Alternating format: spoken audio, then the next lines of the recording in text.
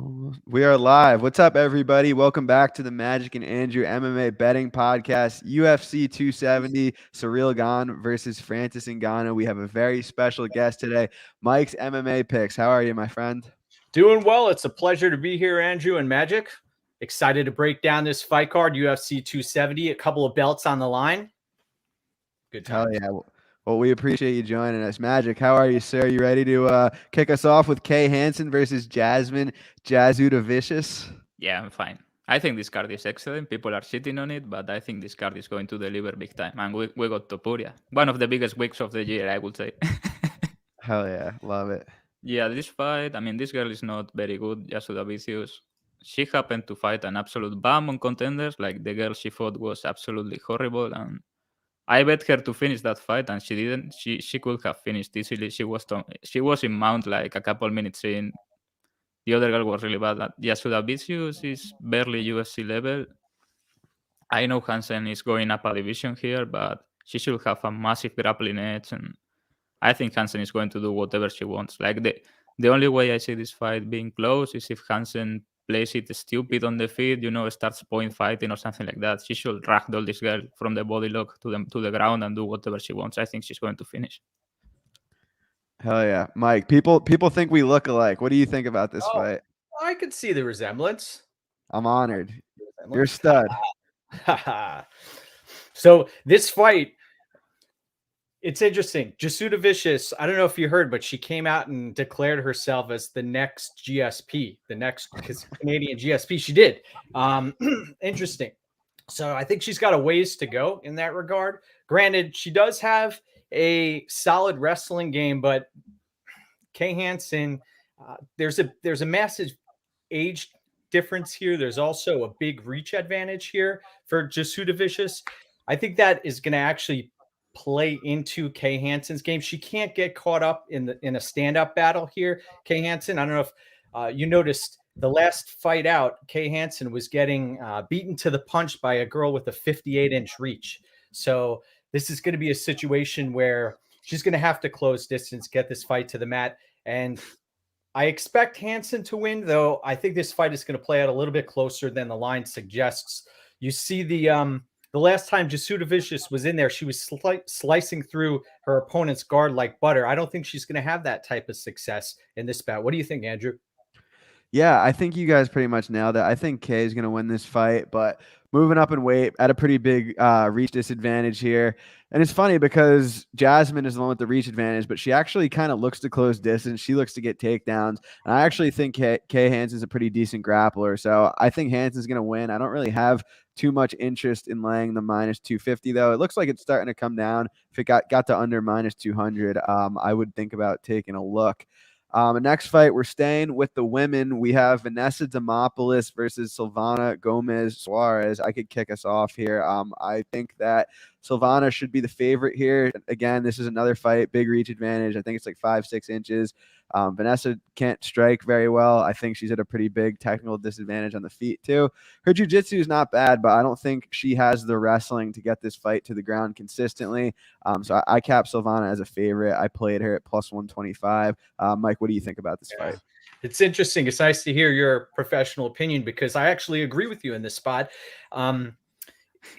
You go back and you watch Demopolis's previous bouts, and she can survive. The Aldrich fight, she barely made it out of that fight. My heart goes out to all the folks who had the inside the distance for Aldrich in that match. Suarez, she's getting up there in age, 37 years of age. She does well striking in space, and she looks to fight at range.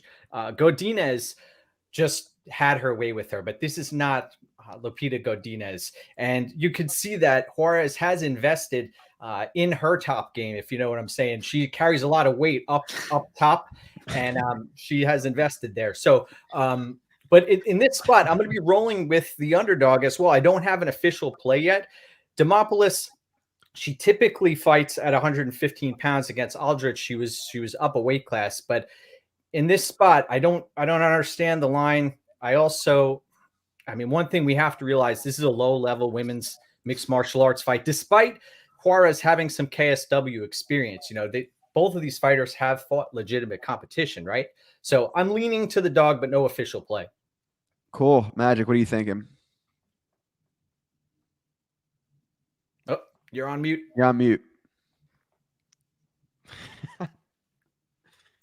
I think Andrew is underrating the stripper hustle here. Demopolis is going to come at her. What? I said, is your first time doing a podcast? You know you need to unmute the thing. Yeah, I took some Demopolis inside the distance. I think that line is pretty off, plus 340 something at 5 dimes right now. I actually thought it was an error, but then I checked and the line is there. I just bet that.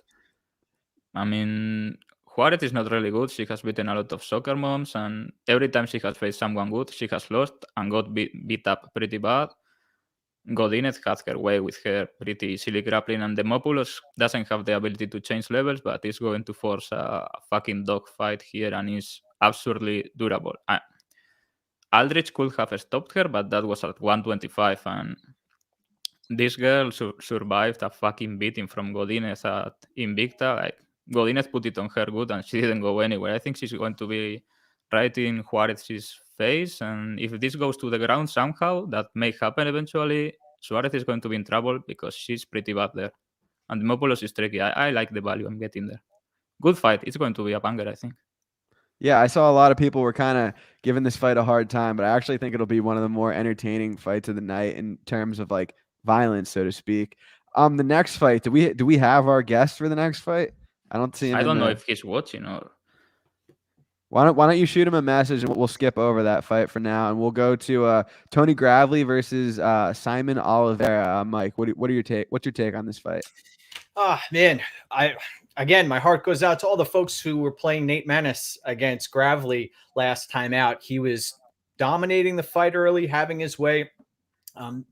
Gravley's been a fighter who I've had success fading in the past with Brett Johns and others. The wrestling is going to be there, the Appalachian State wrestling. He's fighting against a fighter who reminds me of Marina Rodriguez out there. In this spot, I think that you're dealing with the fighter who's coming off of a Contender Series split decision victory, right?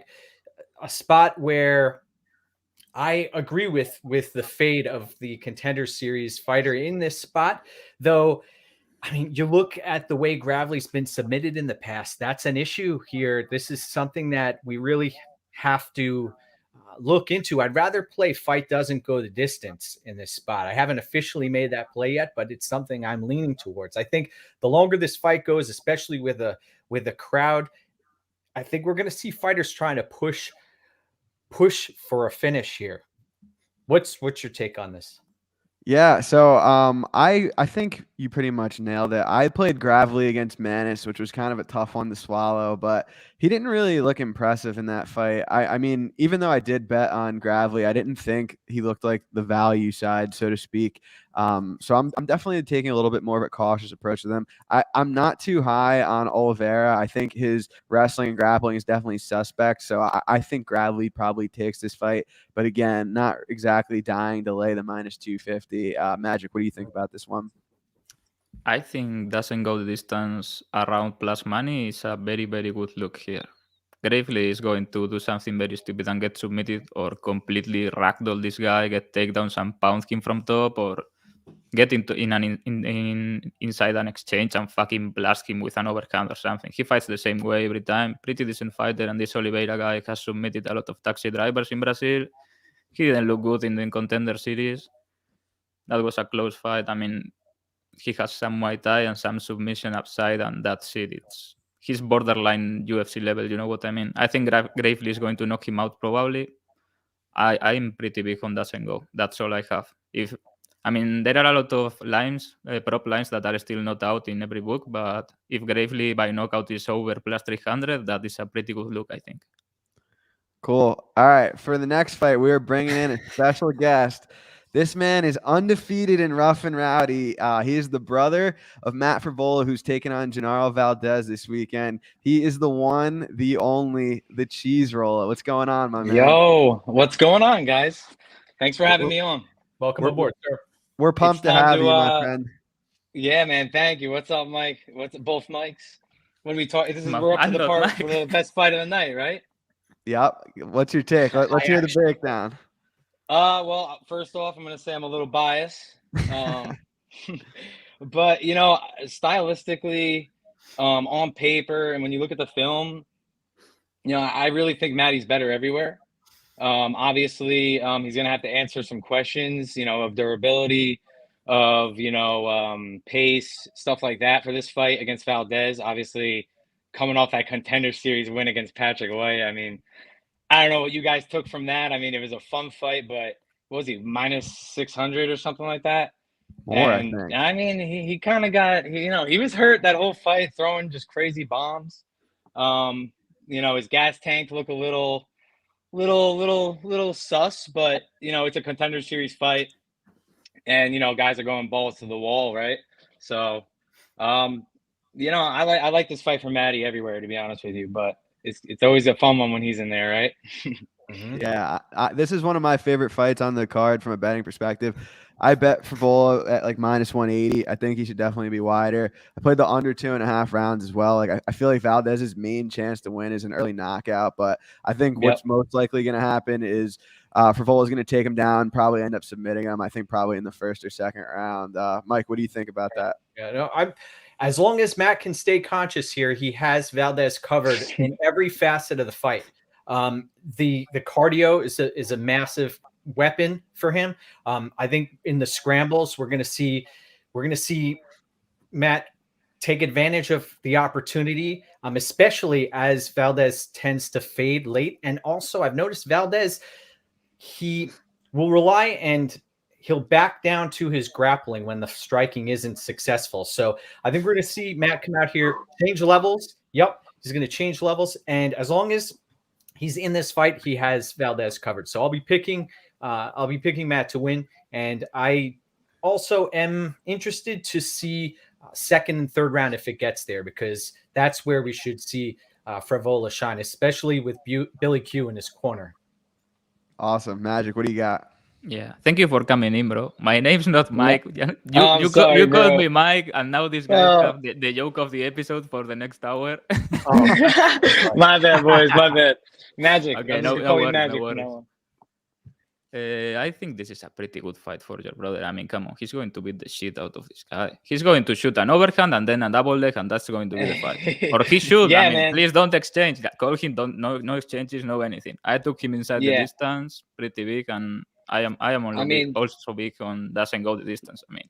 Yeah, I mean, he's coming off of 2 tough losses, obviously. One against, who I think is going to be a future champ, Magic. That was short Mr. notice. Arman. And, you got to be, you can't leave that fight without at least being, happy about it.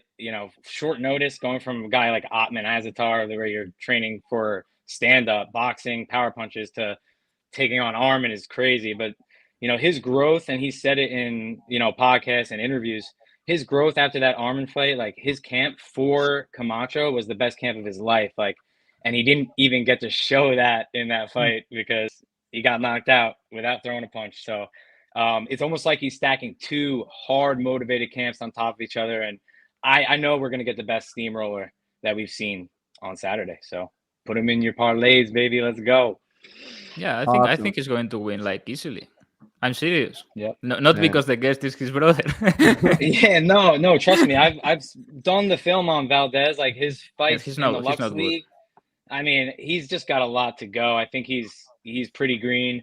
Like Mike said earlier, he does a lot of, like, when he gets into these exchanges, you really see him throw these crazy punches, almost just to like close the gap and like just go into a takedown. And I just don't think that's going to work at this level.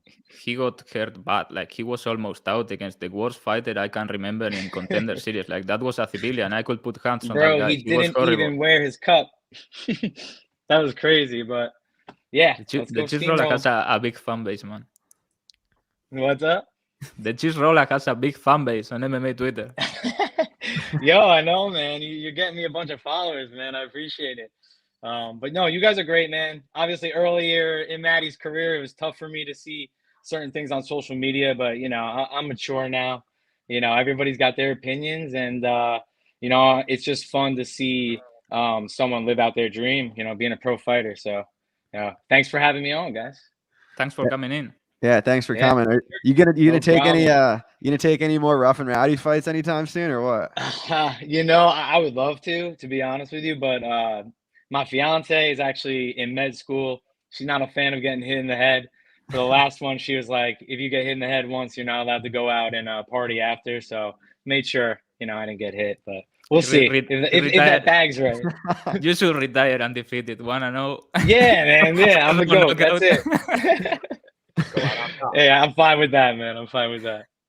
Cool, dude. Well, we'll let you get out of here. Thanks for coming on. We appreciate it. Best of luck to Matt this weekend. No and we'll talk problem, to you soon. guys. All right, guys. Well, baby. See you at the next steamroller fight. Hell Invite me yeah. on. I'm here, baby. Awesome. Thanks, bro. Take care. That was cool. He's a nice guy. He's a very nice guy. I blocked him once, but we worked that out. How could you Great- block great him, bro? guy, He's a Ciryl Gane. legend. He's a What? fucking legend. We have 100 live viewers in the stream right now, which is super cool. Appreciate that. If you guys could like this video, again, leave a comment. It means a lot to us. Mike, again, thanks for coming on. We're ready to break down the rest of this card with you. Do you want to talk about Michael Morales versus Trevin Giles? Curious to hear your opinion here. All right. Interesting. So Michael Morales, Ecuadorian wrestling champion. What does that tell us? That's what I want to know. He's coming in and taking on Ecuador. undefeated, unblemished record, contender series fighter. That's like the trifecta, So this line has closed throughout the week. And interesting. Giles dropping down to welterweight. You saw he's dropping down actually from, I believe, 207 or 210 slowly, and the weight's been coming off. I'll be interested to see how he looks on the scales, but the reach is a problem. Giles, I'm interested to see if this fight hits the mat, but my lean in this spot is Giles. I don't have an official play on this fight, but I'll be interested to hear your perspective on it. I do think that there is the possibility that Morales is a fraud here. I got to be honest. I'm not a believer in him. I would never back him as a, minus 125 favorite. What's your take? Yeah. So I think that, again, Morales is very green. He's one of the youngest. Is he the youngest fighter on the roster? He's got to be up there, right? 22 years old, right? I think it's 21. Yeah. He might be there. 21 or 22. He was 21 when he got signed. So, yeah. Yeah, I mean, either way, like it's clear the kid has some talent. It seems like he's a pretty well-rounded game. It's the classic veteran versus new guy on the scene matchup, and I tend to think that Morales is actually one of the better guys to come off of the contender series this year. Again, to Mike's point, I don't know about laying him as a favorite, but I think if it did get down to a pick'em line, I would definitely be at the very least tempted because I do think he's has more gifts than Giles. Giles coming down from 185 after getting finished. We'll see how it goes. He's one of those guys that's pretty decent at everywhere, but is not amazing anywhere. But my pick is Michael Morales. I think the kid definitely has a bright future. Magic, what do you think? Yeah, I like Morales here. I bet him in contender series. There was not much tape of him before the fight, but he was fighting Beretnikov, who is a bum. I was very familiar with him, and I did the tape on Morales, and I knew that he was national wrestling champion, and his mother is a judo black belt. I think his father too. There was not much wrestling in the tape, but he did a couple of things like a sprawl, a body lock takedown. And I was like, he's good. Yeah. And then he won easily because Beretnikov cannot grapple. Giles, Officer Giles, is coming down in weight here, and I don't know how that is going to fare for him because he got knocked out pretty bad last time, and he's dropping weight here. He's very hittable. I mean, not very hittable, but his defense is his legs. You know what I mean? If you hit him, you are going to hit him clean. Morales, I think, hits much harder than people they realize. And I think Morales can out-grapple him if he goes for it. Like from body lock positions, not necessarily shooting. And gas him out. Giles' gas tank is pretty bad. Go for it. I took a little bit of Morales inside on round 3 because Giles is a gasser and he's cutting 15 more pounds here. Yeah, Magic, great point. And one thing I want to mention is that Morales does pass the eye test. When you watch, he's incredibly fluid, he's long, and he packs a punch. And also the wrestling, that's yet to be determined. I want to see him. I wonder if we're going to see this fight hit the mat. Do you think this fight hits the mat? Yeah, I think so. And Giles is notoriously stupid inside the cage. He puts himself in stupid positions, and I think Morales is going to end up on top pretty easily here. Okay. Yeah, you are right. He's fast and he's mobile and always in motion, bouncing. I think he's going to. I think he's good everywhere here. Yeah, this will be a fun one for sure. I'm definitely looking forward to seeing what Morales' ceiling in the UFC is. Speaking of ceiling in the UFC, we've got a couple newcomers. We have Jack Della Madeleine taking on Pete Rodriguez. Pete is coming in on short notice here. Not a ton of film out there on him. Mike, were you able to gather anything from that, or you think it's kind of not enough data here? Yeah, we're going to find out. And I'll be honest, this fight doesn't minus 325 that it doesn't go the distance. So the icon federation that Peter Rodriguez fights for, first round finishes. I even went back and watched his amateur footage. He was fighting at middleweight, dropped. There's a tremendous difference in volume here. The Australian fighter, I wouldn't play a minus 300 plus favorite here on a fighter against a fighter who is coming in on short notice. We don't really know behind the scenes who Rodriguez is, but I would much rather take. You know what? I'm going to wait on this one. I don't have a specific.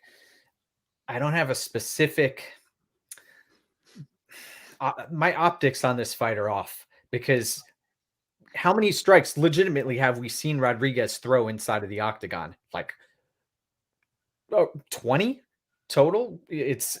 And his wrestling, he does have a top game that is smothering. So I want to hear your take on this fight. Yeah, my take is pretty much like Rodriguez looks good from what I've seen, but there's just so little data out there on him. And like, even if you go back and watch one of his amateur fights, like his cardio seems pretty good. I mean, in his pro fights, they're all like a minute or two, but he had an amateur fight go the distance. His cardio, but yeah, Madeleine surprised me on the Contender Series a little bit. I didn't think he was good going into the Contender Series. I came out thinking he was a little bit better than I gave him credit for. So I have no plays on this fight at the moment, but this is one I'm just kind of content to sit back and watch and see what happens. Magic, what are you thinking? I think, you cannot know really, but I think Madalena is going to beat his ass bad.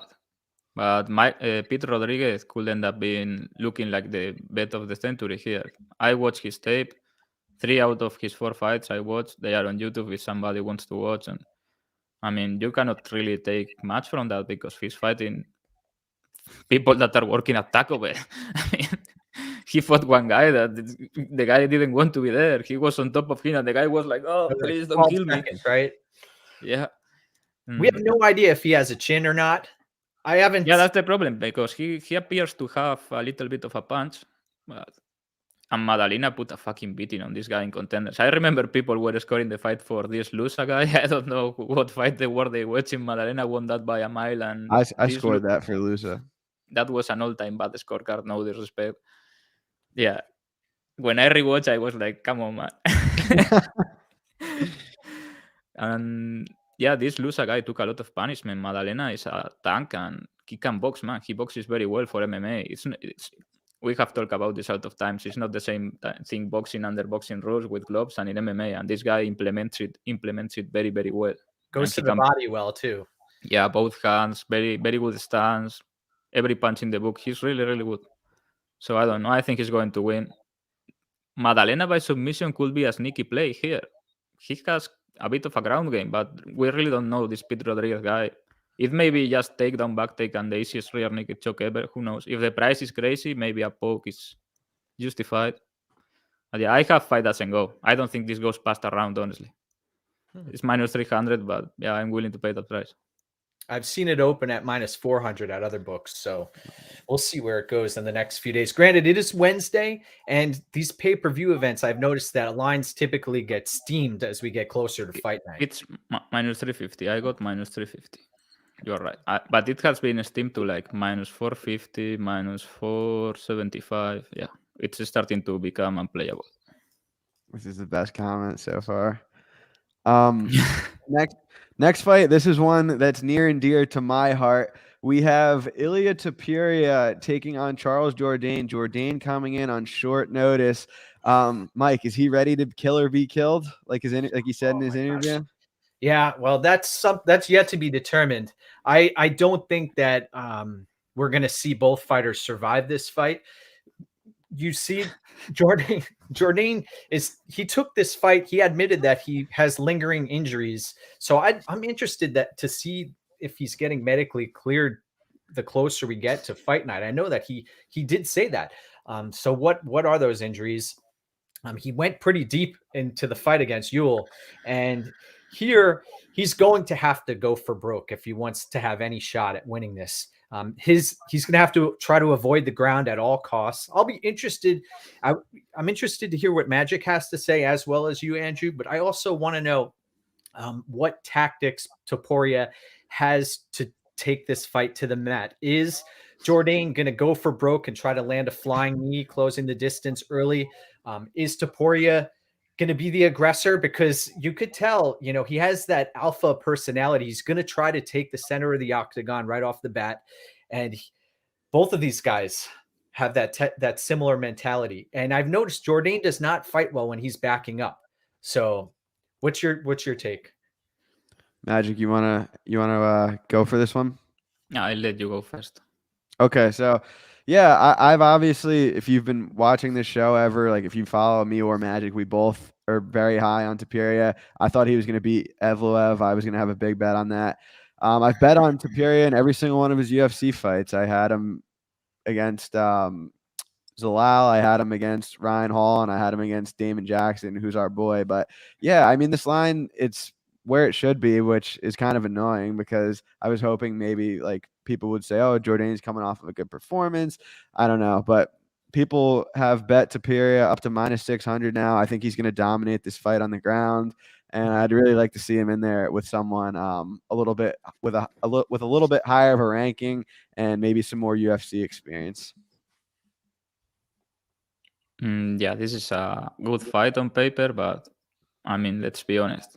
One fighter is much superior to the other, and I mean, Jourdain is a brave guy. He didn't have to take this fight, but when you think about it, I think he just signed 4 more fights with the UFC.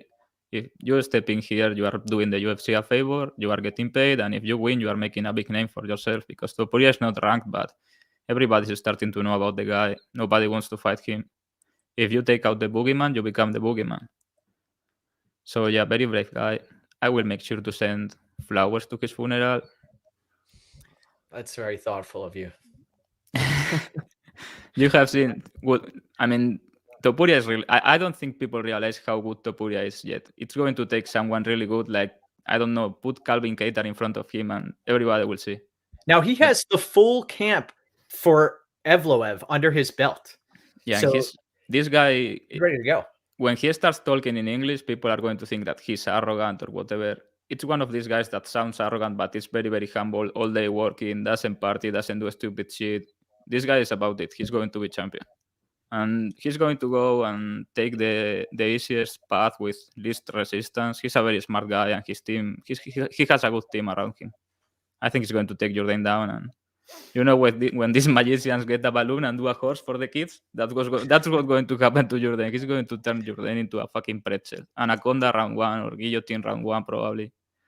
But Topuria by submission is -115 right now. That cannot hold. That is impossible. How is submission negative money? It's almost forcing you to take the knockout at +2 whatever. I don't know. I took inside the distance. I parlayed it. -160. Distance is -165 at a lot of books. Okay. Yeah, I have -160. I think he's going to make this look easy. I mean, this is a waste of a camp, no disrespect. Give the guy someone good because he has been ready for some time. I don't think Daniga is going to take this fight. I would love the UFC to give him Jair Rodriguez. Topuria smokes Jair like easy. One You know takedown who- and the fight is over. You know who said is looking for a fight? Frankie Edgar's looking for It's coming off. I'm down for that. Frankie Edgar Yeah, versus Topuria. Close fight. Maybe pick him. Book it, please. We have He will do like pump and Frankie will die. tons of You guys respect are- for Frankie. Legend. You guys are crazy. We have another fight here where there's a big favorite, and I'm actually pretty annoyed about this because it's Hyony Barcelos versus Victor Henry. I had Barcelos minus 290 the last time this was booked. He's minus 500 now. Mike, do you think this line's justified? You taking a dog shot? What are you thinking here? I mean, Henry he's a competent fighter. He has experience at other significant promotions. He's 34 years of age, hasn't been finished often. He knows how to win. So, but there's not one thing he's great at, I've noticed. And when you step up a level to Hyony Barcelos, you're facing someone who, I mean, I would love to see Barcelos take on Jose Aldo at some point. They mimic each other in so many different ways. And in this spot, Barcelos, he's going to be throwing heavy. He's going to be coming out like he does always, guns blazing. The fight against Nurmagomedov really showed us a lot about what he's capable of as far as his ceiling. And coming off of the Valiev fight, I mean, he's got a sour taste in his mouth. One thing I'm concerned about is the multiple weight cuts, though. That's something to consider. I'm not going to go out of my way to play a minus 500 favorite, but both of these fighters have some extra time to get their weight under control and to put a little bit of a camp in. I was looking at Henry prior to this, listening to different interviews, and he seems like he's ready. It's just a matter of can he last the 15 minutes. I think in the larger octagon, there is a chance that he does, but I'm always a fan of violence, and I want Barcelos to get this done inside the distance. I'm a little hesitant to play it, though. I'd like to hear your take on it. Yeah, Magic, you want to take this? Yeah, I think we broke down this fight before because it was cancelled or moved. I think it was the episode Gugabe was here, maybe. Yeah, I think so. Yeah, I took Right. Barcelos by submission, same as last time. I think I actually got the same price, I think, plus 450. Nothing too big, but I mean, it could look like massive value. It could look like minus 110 if he actually goes for it. The grappling edge is massive, and Henry is a dog, but this is a very tough debut. I mean, this is the UFC has done him dirty here. This is a bad debut. Barcelos, yeah, I would like Barcelos versus Aldo too, Mike. But Barcelos is like Jose Aldo is his idol. Wow. I don't know if he's older than Aldo, but I think so. But Jose Aldo is his idol. I saw a feature and he met Jose Aldo, and the guy was like wet. He wanted to kiss Aldo. Wow. Make the fight. Now, it's an interesting matchup, though. I'm surprised that they rebooked this, to be honest. They didn't have to. And Henry was coming out through the media saying that it wasn't officially booked. They were wondering what the holdup was for a few weeks, but they ended up going through with this matchup again. So it's just a matter of is Barcelos going to be able to finish? Now, I also had Barcelos the first iteration of this matchup, and I'm not going to play minus 500 though. But I'm also hesitant to parlay at minus 500. I typically don't do that, but he should pull through here. Yeah, I mean, you guys just nailed exactly what I was thinking. Yes, I am digging Mike's wall art for sure. He's got a really cool setup there. Thank you. Henry versus all that other stuff. Yeah, guys, 114 live viewers right now. We appreciate you tuning in. We'd appreciate it even more if you liked and comment on this video. Helps with the engagement. But moving on to the next one, we've got Hidalfo Vieira versus Wellington Turman. I could start us off here. I played Turman back at plus 240, I believe it was. I don't get how Hidalfo Vieira could be a 3-1 favorite in this fight. Like, he obviously has the gas tank issues. He gets hit in a lot of his fights. I don't think he's that good of a striker. Turman, I think his last performance, despite eye-poking Sam Alvey over and over and over, was probably his best performance in the UFC so far. I get why Vieira is the favorite. He's big, he's strong, he hits hard. He's obviously an ace jiu-jitsu player, but Turman's a black belt in his own right, and I give him the striking edge, and I give him the cardio edge as well. So I took the plus 250 shot. Mike, what are you thinking for this one? I agree. I think that's a great line that you got. I was sitting around watching tape on Vieira, and it's interesting how he's changed his approach a little bit. Now he's got a jab all of a sudden. Now he's trying to conserve his energy after the fluffy fight. And the one thing I do like about Vieira is his double leg that he has. His blast double's pretty amazing considering, he comes from a jiu-jitsu background. He wasn't a wrestler. So when I watch this, I'm a guy who's backed Turman against Sanchez, and I'm a believer in Wellington Turman. I actually I just wonder if he gets put on his back early, he's going to have to survive some sketchy situations. And my take is if this fight gets out of the first round, then I would put a live play, substantial live play on Wellington Turman. I think that early Rodolfo Vieira is going to be live. We know how he was it Stolfus who he locked up that rear naked choke. He could do that in a split second. The way he transitions to the back is incredible. And I know we are talking about black belts here, but of course there are levels to this. But the thing is, everything falls off when the cardio goes out the window. What happens? The skills erode, and we've seen that. And that's a real possibility here. So I've been tempted to take a play on Turman. I know I'm not going to get a line that you got similar to that, but I'm going to wait until after the first round and then dive in there. But I agree with your take. And I agree that Rodolfo Vieira should be the favorite here. But I also want to see the weight cut. Isn't it incredible how that guy is able to make weight every time? I don't know how the hell he does it. I know. I have no idea. Yeah. Let's hear it, Magic. Yeah, with a lot of drugs, diuretics, steroids, etc., etc. Allegedly, again. Still though. I still don't want though, to go to trial with Rodolfo Vieira's team. Allegedly.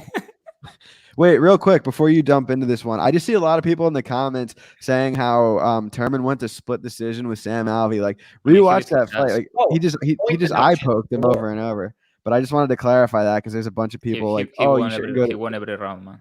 Yeah, he won every round. So anyway, go ahead. What's your take on this fight? Yeah, I was thinking about this fight for long, and I was considering Turman, but I don't know, man. The guy's so stupid. I don't want to bet on him. It's like he goes face first, very hittable. His chin looks to me like it is a huge liability. And Rodolfo Vieira obviously is new to striking. He's still a work in progress, but he appears to hit very hard, man, when he goes for it. And he has a 1-2, and Turman is open. I would not be surprised if he fucking falls Turman in round 1 or something. If he can not get killed, all he needs to do is make him work and don't give him the back. That's the point. Don't give him the back and know how to defend an arm triangle, because this is MMA. This is not jiu-jitsu. You see how Fluffy Hernandez did it. And if you get him tired, I mean, every tired man is a coward. They say that. Turman just needs to work, and I mean, he's stupid, but it's going to be a good point for him, I think, here, being stupid, because he's going to go for it recklessly, and if he survives, he's going to take the fight second half, I think. So I took a small poke on Turman round 3 plus 2,200. I think that's a must. That's all I have. But yeah, I don't hate him. I think Turman may be the side, but I expect Vieira to look. I think if Vieira wins, he's going to look like the side, even if he wasn't. You know what I mean? I don't know how to say it really. Yeah, no, I think you're pretty on the money with this one. I'll stick with you for Cody Stamann versus Said Nurmagomedov. No blood relation to the former 155-pound champ. Yeah, I have no interest in this fight. I was looking at it and I was thinking maybe Stamann is the value side. If he can wrestle here, I don't know if he can wrestle consistently. This guy, very mobile, always in motion, a lot of kicks. Probably Nurmagomedov wins. Yeah, I have nothing. I actually think this is the worst fight of the night. action-wise. I think it's going to be the worst fight. I think Nurmagomedov is going to take like a close but clear 29-28 or 30-27. You know what I mean? Competitive but clear, something like that. I don't expect a finish. Yeah, I think a lot of people are going to take Staman, but if you are getting like out hustled and out grappled by Jimmy Rivera, I doubt you can control this guy for 3 rounds or for 2 rounds to win. He had like a really good breakout performance against Song, but since then he has pretty much stalled. You know what I mean? So yeah, it's a pass for me. Mike? This is one of the most fascinating matchups on the card from my perspective. I originally was interested possibly in a dog play on Cody Stamann. Then I got into the tape. Stamann's going to be at a massive reach disadvantage here. Another thing is you saw Barcelos was able to take down Nurmagomedov. Yeah, but he has to take advantage of certain moments and errors. It was not like, yeah. The spinning back fist is going to be an opportunity to capitalize on. The larger octagon, Nurmagomedov is so damn quick for 135 pounds. He's long, he's wiry frame. He's going to be tough to hold down. And Stamann does not have length on the ground. And I think that is going to be an issue here. I think that the get-up game, if it does hit the mat, is going to be in play for Said Nurmagomedov. And the longer this fight plays out, I think we're going to see Cody Stamann start to get frustrated, get picked apart at range. And the layoff is a big concern for me, though. Said Nurmagomedov is, last time we saw him, he fought Striegel back in 2020, right? And he finished that fight relatively early. So I respect Cody Stamann's the fight against Merab Dvalishvili. That was very impressive. I know he lost that fight, but I was really impressed with his performance. My take is, though, that Stamann has hit a ceiling. And I think that we are going to see Said Nurmagomedov come out here and win a decision. And possibly, it wouldn't surprise me if he finishes Stamann. I know Stamann has been very durable throughout his career, but I wouldn't be surprised if we see a body kick land on Stamann. I see that being a real possibility here. I think that Stamann is going to be incredibly frustrated if he can't take Nurmagomedov to the mat. Yes, Stamann is not going to land 10 takedowns. I don't know what that guy is smoking. Maybe if Nurmagomedov breaks a leg. Yeah, there's no leg kick game from Stamann. I know he's going to have to sell out to get these takedowns. How is he going to corner and cut angles to get a hold of him? Unless Said starts throwing those spinning back fists, which he always does. Yeah, the guy is just very mobile. You have to be, if you can beat this guy, you are someone in the division. He's a pretty good level. You know what I mean? Yeah, Andrew, what do you think? Yeah, so like when this fight first got announced, I saw the odds dropped. I saw Said was minus 200, and I was like, okay, people see his last name, they're just gonna blindly parlay him up, and it really hasn't happened yet. And because I was like, okay, if Stamann's at like if he's nearing plus 200, like I'll probably take the shot. I think it's going to be a relatively close decision either way. When Said gets taken down, he does a good job of basing on the mat. Like he doesn't really stay on the ground for long, but I think a Stamann win kind of looks like a fight where he's kind of clasping onto him from behind for a lot of the fight and controlling him. I don't really see Stamann being able to hang out in guard or half guard, which has been my main concern of having not played him. I think Said does a really nice job of popping up, and when he gets taken down, he's a nice base. It's hard to break. So if I was going to play this fight, I would play Cody Stamann. I haven't done it yet. I think it'll probably be a pretty close fight. I get why Said's the favorite, and I guess I'm picking him to win. But from a betting perspective, I think if you're playing the number, I think I see some plus 170 out there on Stamann. I think that's probably the right side. But one other thing I just want to mention, Said Nurmagomedov by decision, I believe, is minus 125-ish, or at least it was. That's something to take a gander at. But again, do you want to get greedy? Yeah, that's too tight to play. I think that's too close. Yeah, I haven't played it, but I'm looking at odds on DraftKings. We have Nurmagomedov was down to minus 180 at one point, but I think you need a little bit better line than that if you're going to be playing Nurmagomedov. Yeah, fair enough. What we got next is, sorry, I had to skip a bunch of fights that got canceled. Another new fight that got put together last minute. We have Michel Pereira versus Andre Fialho. Mike, can you start us off with this Yeah, one? yeah. Fiallo, he's the guy who ended James the Vick. career of James Vick, right? Great fight. I love that fight. I watched Oh. that live. He was sending Vick's head back like a Pez dispenser. It was pretty sick to watch that play out. And I think Vick should come back. He may have like 3 good fights in him yet. oh, Against punchers, I hope so. all right, let's make it happen. You know I'm a fan of those stylistic matchups.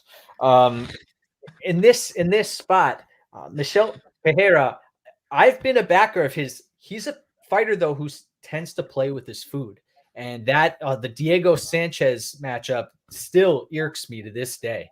Fiallo is a competent striker who is willing to take risks. He in this spot. Pereira was supposed to fight Salikov, right? Yeah. And I was looking forward to that matchup. This is a bit of a wild card because you think that Pereira has the tools on the mat to cause Fiallo some real problems. And I think that is a possibility here. I'm going to be picking Pereira to win, but I would rather play this fight doesn't go the distance. I think that that Fiallo has too many knockouts on his resume to pick a side here. I think that this is a volatile matchup, and the odds suggest it. The fight doesn't go the distance line is sitting at -190 right now, and you may be able to get a little bit better line if you look around. I'm interested to hear your takes on this. Yeah, Magic, you want to go next? I have nothing here currently. I think if Pereira could look very good here because Fiallo doesn't really have very good defense, is hittable and he can be hurt, and he's going to go for it. He always does. He's aggressive and wants to strike in volume, and he's going to get hit early. But if he doesn't get taken out, he's going to put it on Pereira. I mean, I have nothing on the fight, but Fiallo may end up looking like a lot of value. His knockout line, I think, is +400, something like that. That's not bad at all. Or Fiallo late. Pereira gasses. I mean, I think he's a massive fraud. He's just gigantic for the division, obviously on all the roids. There's nothing special about the guy. He's just a good athlete that is fucking massive and fast. And if you make him work, he gasses. I mean, he lost to this lightweight Tristan Connelly. That was pathetic. Connelly is not even good. Well, he was playing with his food in that matchup. I think he could have ended that fight at any moment, but my gosh. Yeah, he's an idiot. Yeah. Play stupid games, win stupid prizes. Yeah. And that really brings us into a point I just want to make quickly is that we're putting our hard-earned money, our faith on fighters to execute game plans to win us money, right? It's so stupid. I'm going to put my head through a wall watching him fight. Andrew, what's your take? Yeah, so Magic, you touched on the size of Michel Pereira. I actually met him in Vegas last year, or the year before, after one of his fights. And I put my you have arm to be around. separated. Yeah, no, you called him out. No, dude, I put my arm around him, and I'm like relatively like around the same weight at the time that he was, and he is so much bigger than me. He's probably the biggest 170 pounder on, like probably one of the biggest 170 pounders on the roster. He's massive. That guy is 200 pounds out of camp easily. He's massive. Nico Price is huge, and he looked bigger than him. Yeah, but I think this is a pretty good fight for him. I think it's interesting to have seen him evolve as a fighter in the sense that he kind of has toned it down a lot with the craziness. I actually bet fight doesn't go the distance against Nico Price, thinking that was a really good spot. And I was disappointed at that outcome, but it just speaks to the different approach Pereira has taken. I think him being a big favorite is justified here, but you guys both touched on this, that he's a very hard guy to trust at that price tag. So I'm probably going to sit this one out unless there's some big changes. You did actually touch the guy, like put your arm around him. Yeah. Be careful. If you have like a random drug test at your work, at your job, you may be positive now. I will be careful. Yeah. For roids or something, just by touching the guy. He's a moving steroid. He's a metabolite. Yeah, he looks like he's carved out of stone. unless I'm missing something, I believe we are at the title fights now. So we're really getting into the meat of this now. We have almost 100 live viewers. Again, guys, if you could like this video, leave a comment, go follow Mike on Twitter. We'd appreciate that.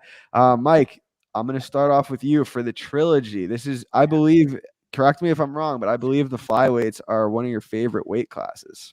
Yeah, I have a great track record for making plays on flyweight fights at 125 pounds. I've noticed that typically there isn't much variance. You usually see what you expect to see play out. And this is the tale of three fights, right? You have Figueiredo coming in and overwhelming, intimidating Moreno. He even alluded to that today. If you were listening to the media day interviews, he said that he was scared of the monster that is Deiveson Figueiredo. The first fight, second fight was in Arizona, I believe. He had a huge backing behind him. Talking about Moreno now. That horrific weight cut really needs to be acknowledged on Figueiredo's part. I know that Deiveson Figueiredo has the tools to win this fight. It's just does he have the gas to go 5 rounds here? And I think that if he comes out aggressively, Figueiredo could take Moreno out. There's no doubt that I believe that that's possible. It's just a matter of this fight, the weight cut. We've all seen what Figueiredo looks like nowadays. How is he going to look on the scales on Saturday when he cuts to 125 championship weight? I have genuine concerns. I have to see that before I make a play on this fight. I think that the odds are a little off here at plus 150, plus 155. Moreno, I mean, everybody loves his personality. What a great story. I don't. You didn't enjoy his story? I find the guy so cringe, but it may be because he does the commentary for UFC Latino. When it's a pay-per-view, I have to watch the UFC Latino broadcast on the zone. It fucking sucks. He's horrible. I'm sick of hearing his fucking voice. I hate him. Okay. Tell us how you really feel. Take the I mean, I don't hate him, but he's so cringe. You know what was interesting? When Figueiredo, after the second fight ended, he had enough wherewithal to pick Moreno up and carry him around the octagon. I'm leaning Figueiredo if he's able to get through this weight cut unscathed, which, I mean, granted, this isn't the first weight cut that he struggled with. You go back and watch throughout his career, there are times where he's been in tears on the scale as he's cutting or as he's getting on the scale. He was on death's door a couple times. Right. And he's looked great certain times there too. So I'm interested to see what Fight Ready has done to him. I don't think one camp is going to change a fighter tremendously. But if he can harness that aggressiveness, that's the difference maker, because he can put Moreno on Queer Street. There's no doubt in my mind he could put Moreno on Queer Street. What's your take on this fight? Yeah, so I played Brandon Moreno last time this fight was made at plus 211. It was one of those bets where I'm like, I favor Figueiredo to win, but I feel like the value's at plus 211. I felt like Deiveson probably should have been like minus 130, minus 140. So I took the shot. It paid off. He looked a minus 300 favorite. Biggest difference between the first and the second fight was that in the first fight, Figueiredo was leading the dance, for lack of a better term. In the second fight, Moreno was leading the dance. And at first, when this third fight first got announced, that's hard to say fast, I was looking to play Moreno. As the fight's gotten closer, I'm a little bit less compelled to do so, just because we have a big sample size of this fight, and the first fight and the second fight looked very different. So I feel like it's a fight that could go a number of ways. Both guys might try to mix in grappling. Like, we've seen each guy lead. So it's like, I favor Moreno to win, but I feel like this price tag is more or less right. And I think it'd be paying too much juice to play Moreno at this price. So as of now, I'm passing, but we'll see what happens between now and fight night with the price, with the weight cut, with all the story, all that stuff. Magic, I know you like Figueiredo here. Why don't you let us know why? Yeah, this is actually the first trilogy in UFC history that is back to back to back. You know that? No, I didn't know that. I think it is. I read that earlier and I was thinking about it, and I think it is. That's cool. It's a great fight. You're full I of think. knowledge, bro. Ah, You're yeah. full of knowledge. I mean, let's be honest. I am. Yeah. Keep going. No, this is a great fight. But I think Davison is going to beat his ass, man. Like, I don't agree with the narratives here or the market. I think this is a huge overcorrection. The first fight, I didn't bet any money line the first fight. I had Figueiredo by submission or something like that. Figueiredo fucking beat his ass the first time. He won the fight clearly. Maybe with the point deduction, if you want to give Moreno the benefit of the doubt every close round, it could be a draw. But I had Davison winning 4 rounds. He put a fucking hurting on the guy. He was going to the body. Moreno is extremely tough, but he was hurt in that fight. Everybody was acting that like if the fight got developed into the later rounds, for round 4, round 5, Moreno was going to take over, and Davison won round 5. The guy was hurting. Moreno didn't want anymore. Yeah. Great point. Yeah, he was on the brink. I was very, very impressed with Figueiredo, the first fight. And he had, what did they say? He went to the hospital after that fight, and he showed us what he was made of in that fight. That second fight ended so quickly. And maybe that aura of invincibility was gone. I think that may have legitimately played into it. You know, Moreno didn't fear the power because he's felt it the first fight. That honestly, I believe that may be a factor here, but I'm on the Figueiredo side if he makes it through the weight cut. I think he's going to make weight easy and clean. Like, okay. Yeah, I think so. He looks very good, and he said that he's only like 5 pounds over or something like that. He looks ridiculous. That is like 4 or 5% body fat. That's ridiculous. Yeah. The guy is in insane shape. Mm-hmm. And that's how the first fight in the end, Moreno was hurting. He took a fucking beating to the body. And I think Davison is I think he's a pound for pound fighter. He's a really, really great fighter. And everybody before that first Moreno fight was talking about the fight, the guy being top 5 pound for pound, and now suddenly he's this bum.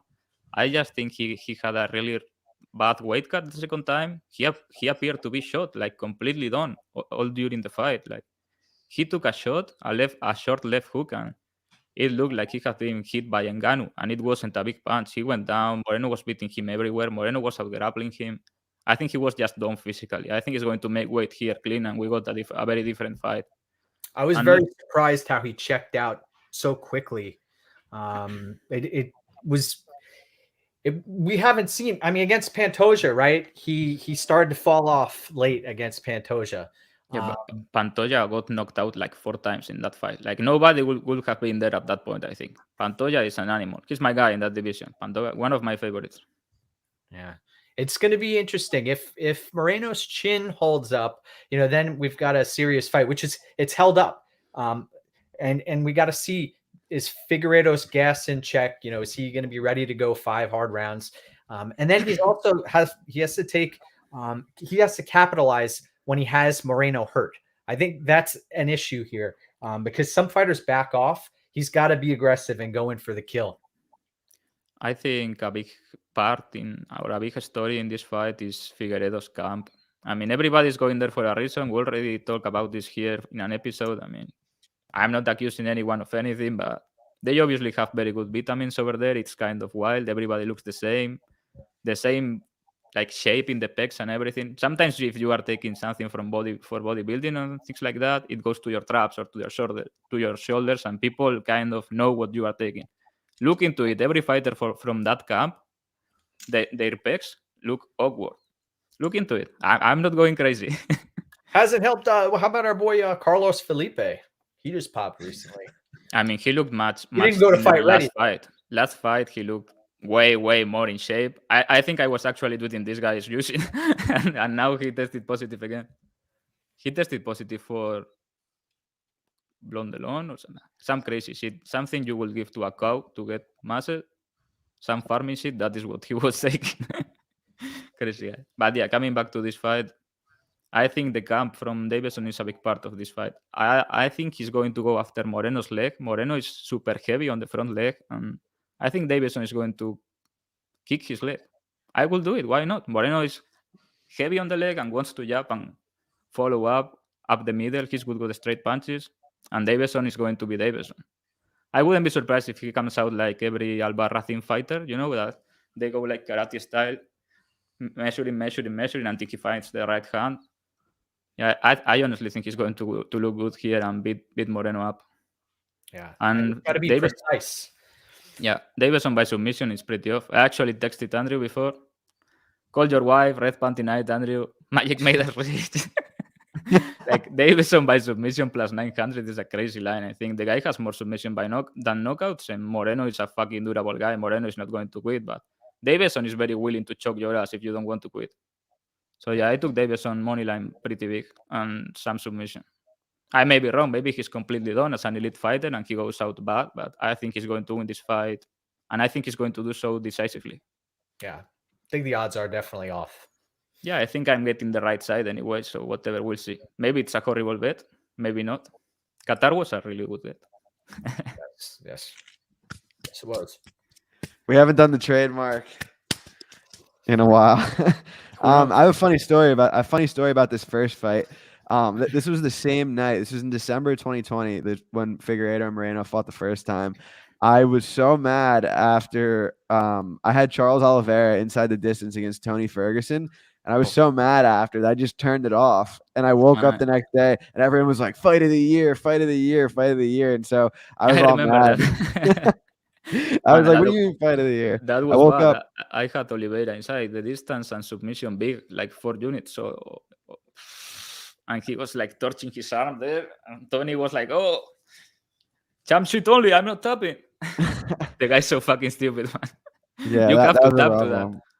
I had text. I like woke up to text from like my friends who are like casual fans, only watch like the big pay-per-views, and they're like, "Dude, did you see that? That was the fight of the year." And I'm like, "What are you talking about?" And so I like saw Twitter, and everyone was saying that like Figueiredo versus Moreno was the best fight ever. Obviously, went back and watched it, and it was a great fight. But yeah, at the time, it was very good. But I mean, outside of a couple big moments from Moreno, it was Davison putting a hurting on him to the body and upstairs. I think maybe I am biased or whatever. That is what I watched. People want to hear your catchphrases more. I have said no disrespect. Have you? I said it, yeah. Speaking of great title fights, we have the last one of the night. Great main event here, heavyweight title fight. The backstory's there, the skills are there, the power's there. I am very excited for this one. This is going to be a good one. This is going to be a good one. And before we jump into it, Mike, I just want to say thanks again for joining us, having a great time, and I'll let you take it away with the heavyweight main event, Ciryl Gane versus Francis Ngannou.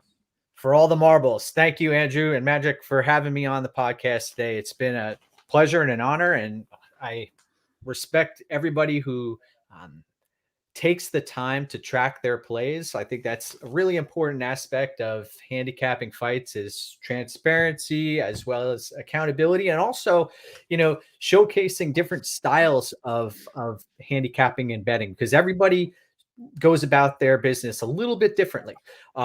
This heavyweight matchup, former training partners, right? You have power, speed, technique, defensive responsibility, a lack thereof in regard to certain aspects of certain fighters. I typically don't go out of my way to speak badly about any fighters.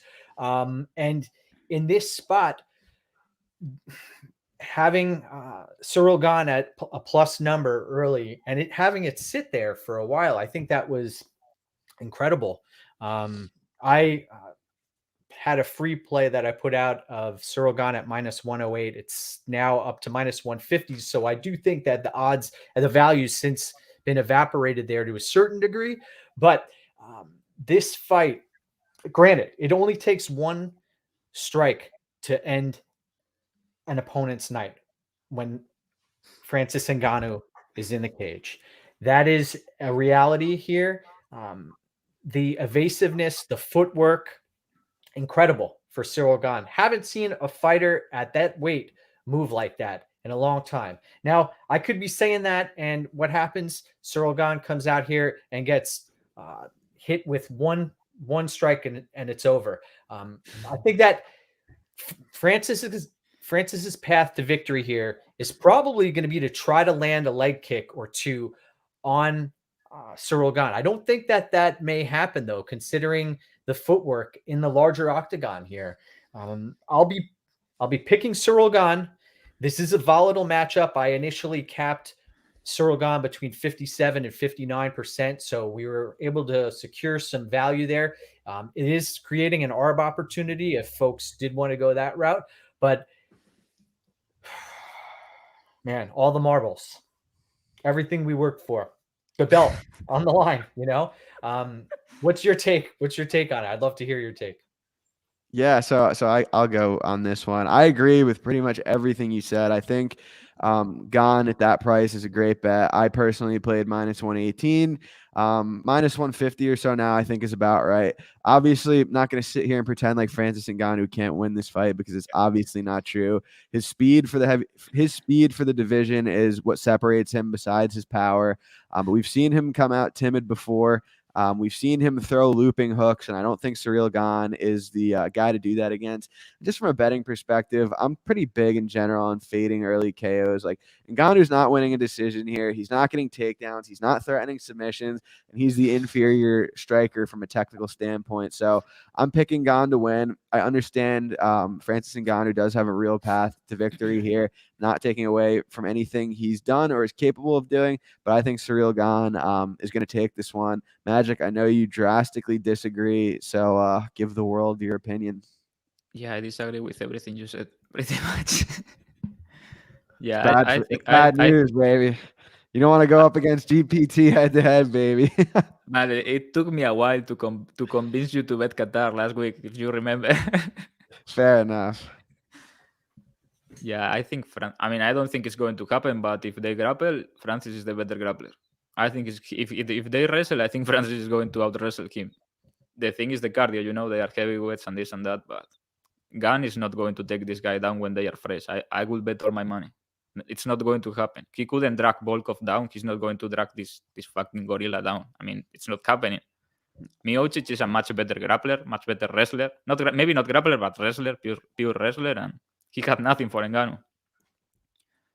And yeah, I think Francis is going to fold this guy like a fucking chair, honestly. I think it's going to be once and done in usual Francis fashion. I mean, I really like Gane inside and outside the octagon. Looks like a great guy. And he's he's for sure the most technical heavyweight ever in the UFC in terms of striking. He comes from Muay Thai or kickboxing, really good. His fights there are good. Very technical, in and out, good jab, straight punches. The kicking game is fantastic, but I know this is like a cliche, but he has never fought someone like Francis. Like, there is no one even close, and I'm very surprised to see a plus number next to his name here. I thought he looked minus 300, maybe minus 400 against Miocic. Miocic had nothing for him, and the thing for me is that Gane is going.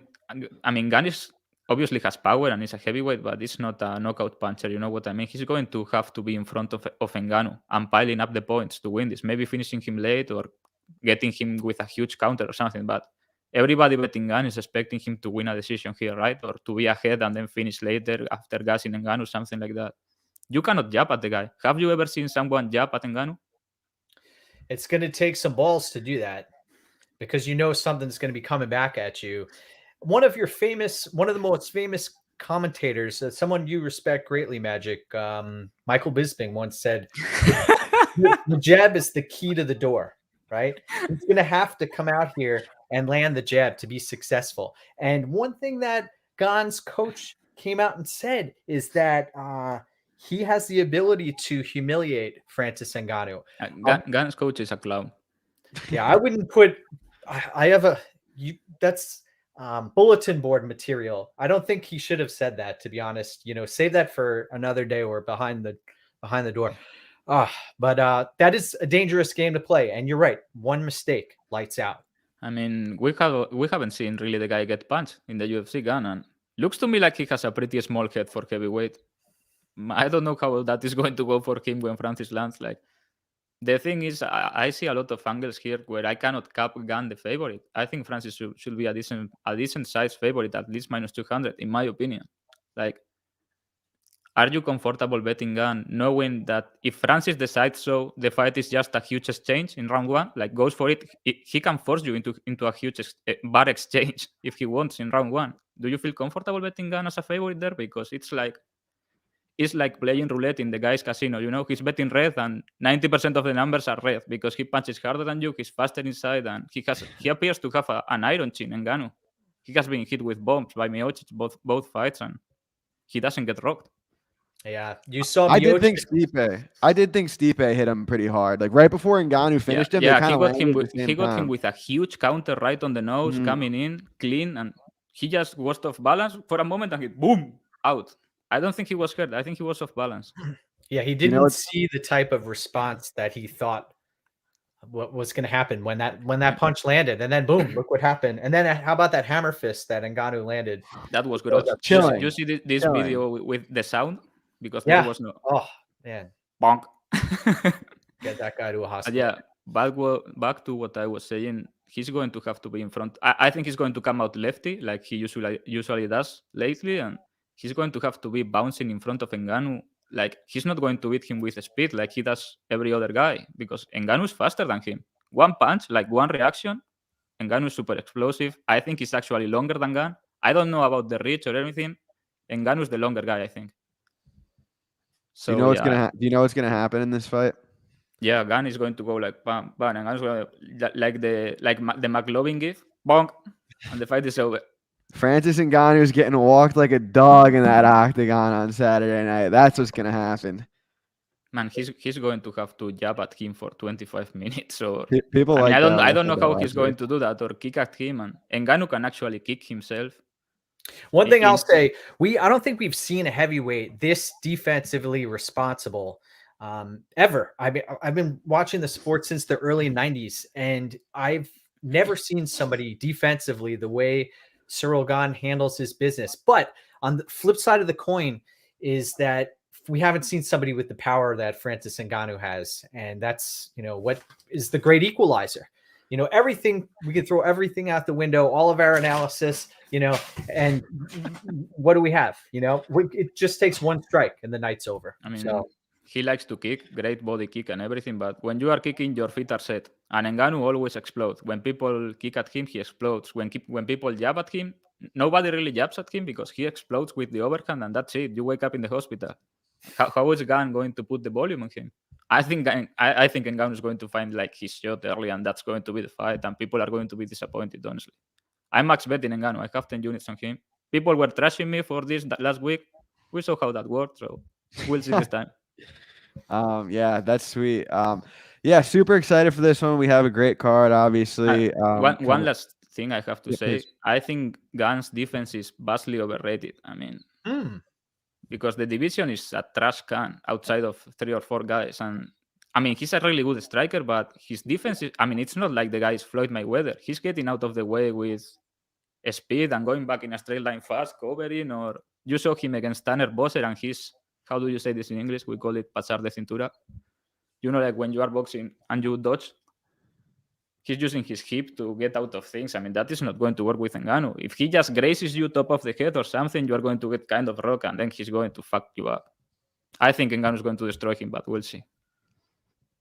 Cool. Yeah, we will see.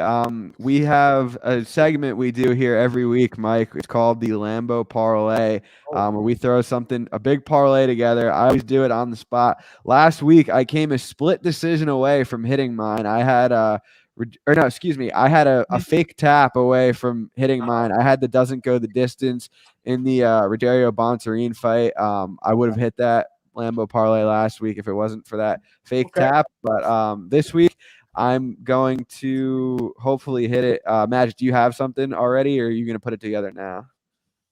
I had only one that I made the other day. Let me check. If not, I could start us off. I'm going to start from the bottom. I'm going to go Silvana, Gomez, Suarez, money line. I'm going to go Frivola inside the distance. I'm going to go Pierre fight doesn't go the distance. Madeleine fight doesn't go the distance.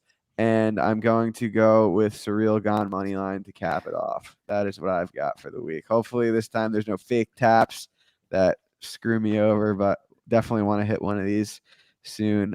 Magic, what do you got it? You got it ready for us?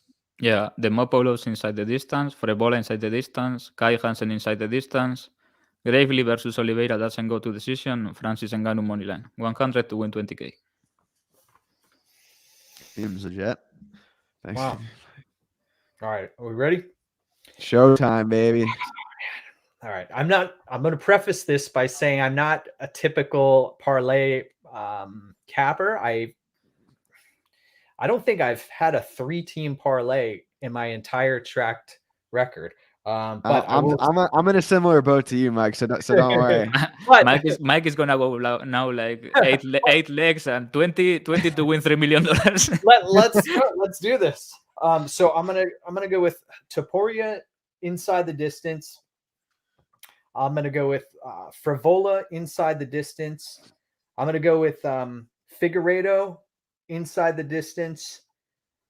Nurmagomedov money line, and Gane money line.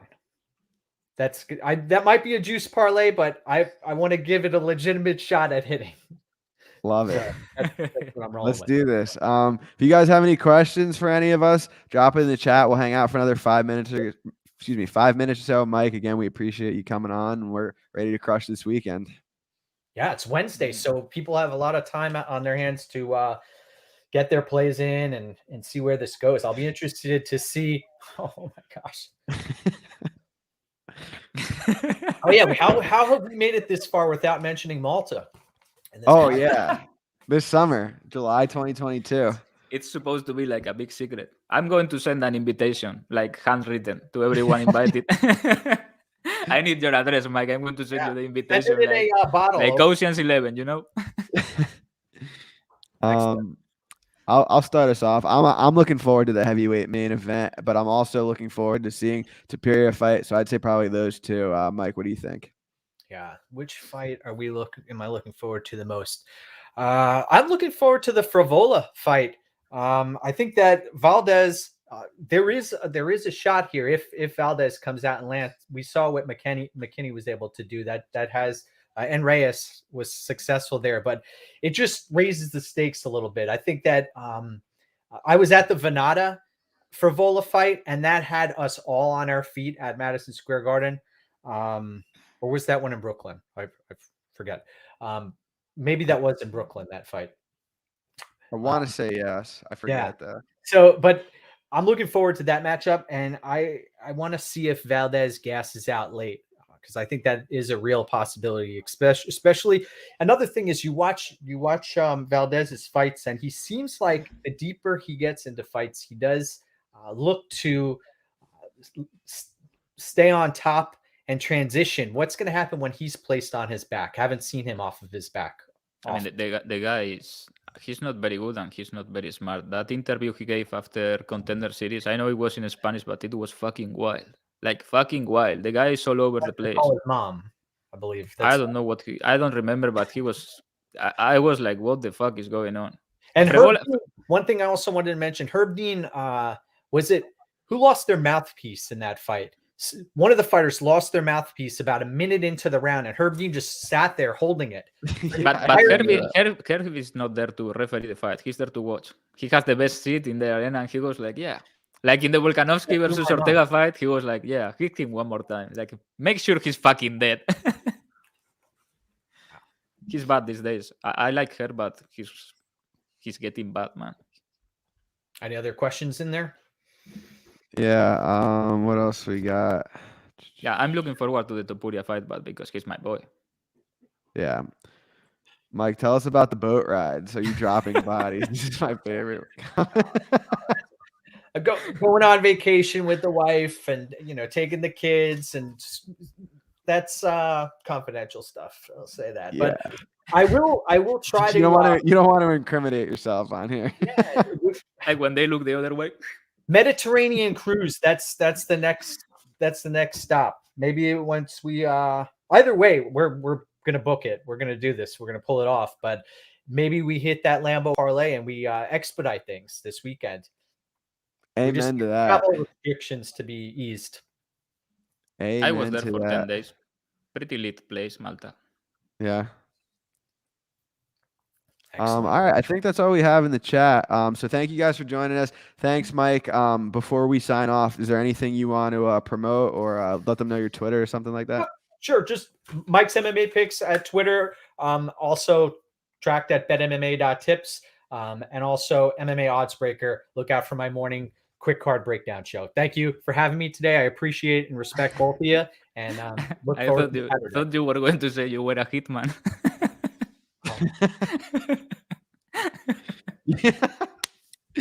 All right. Thanks, guys. We appreciate it. We'll be back next week. Or there's no card next week. We'll see. We'll tweet it out. Namaste. Signing off. Bye.